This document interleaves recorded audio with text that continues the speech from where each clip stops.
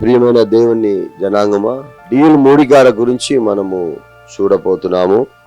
ఆయన జీవితంలో ఎన్నో అద్భుతమైన కార్యములు, ఆ కాలంలో మనలాగే టీవీ, మనలాగే మీడియా ఏమీ లేని కాల పరిస్థితిలో వారు దేవుని కొరకు ఎలాగ మండించారు.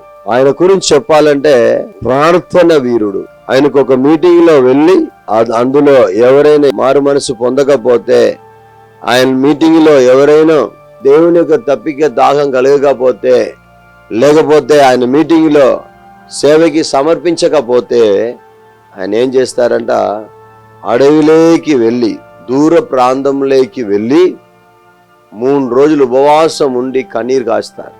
ఎందుకు దేవా ఇలాగ జరిగింది, ఎందుకు వారు మారు మనసు పొందలేదు, నేను చేసిన తప్పేనా అని పశ్చాత్తాపపడి దేవుని కొరకు ఏదైనా ఒకటి చేయాలని ఆశపడే వ్యక్తి.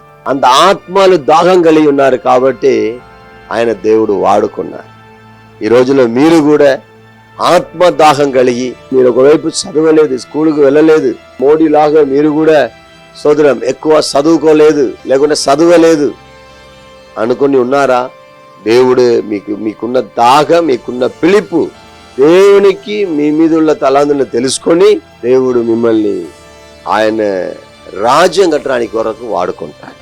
ఆ దేవుడు తలాందు మీరు తెలుసుకుంటే మిమ్మల్ని ఇంకా అదేవిధంగా వాడుకుంటారు.